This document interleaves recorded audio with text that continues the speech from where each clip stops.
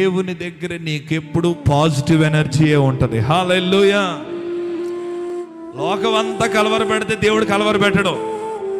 లోకమంతా నిన్ను భయపెడితే దేవుడు భయపెట్టడు. లోకమంతా నిన్ను నిందిస్తాయని నిన్ను నిందించడు. ఉద్యోగము కొరకు ఎదురు చూస్తున్న వారు మీ మనస్సు నిలుపుకోండి.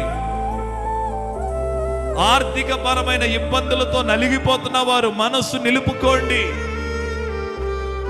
ఫలానా వ్యక్తి మారతారా అన్నవారు మనస్సు నిలుపుకోండి. వాట్ అబౌట్ మై ఫ్యూచర్, నా భవిష్యత్ ఏంటని ఆలోచించేవారు మనస్సు నిలుపుకోండి.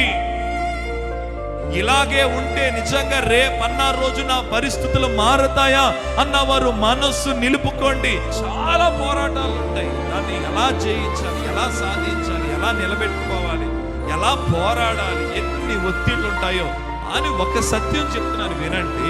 మనకి భయము ఉంటాయి, కానీ మన మనస్సును నిలుపుకోవాలి. ఎప్పుడు నిలుపుకోగలము? దేవుడు నాకు ఉన్నాడు అని నమ్మినప్పుడే మన మనస్సును మనం నిలుపుకోగలము. నేను అంటాను, ఎలాంటి సమస్యనైనా మనము ఉపవాసము ద్వారా జయించవచ్చు. ఉపవాస ప్రార్థనకు అంత శక్తి ఉందండి. ఎవరెవరు ఏ సమస్యతో ఉన్నారో నేను చెప్తున్నాను, ఉపవాసం ప్రకటించండి. దేవుడి దగ్గర నిష్ఠగా ఉపవాసం చేయండి. కొడుకు గురించి ఉపవాసం, కూతురు గురించి ఉపవాసం, భర్త గురించి ఉపవాసం, అవును, వ్యాపారం గురించి ఉపవాసం, ఉద్యోగము గురించి ఉపవాసం, భవిష్యత్తును గురించిన ఉపవాసం, వివాహమును గురించిన ఉపవాసం. ఒకరోజు దానికోసమే ఫాస్టింగ్ పెట్టుకొని ప్రేయర్లోకి వెళ్ళిపో. మీరు ఇంటి దగ్గర ఉంటున్నారు కదా, ఒకరోజు ఉపవాసం ఉండొచ్చు కదా.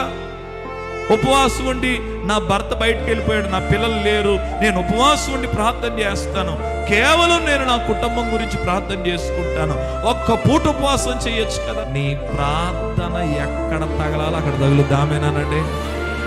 ఎవరికి తగలాలో వాళ్ళకి తగులుతుంది. ఏ పరిస్థితి తగలాలో దానికి తగులుతుంది. ఏ పరిస్థితిని మార్చాలో దాన్ని మార్చేస్తుంది. హల్లెలూయా.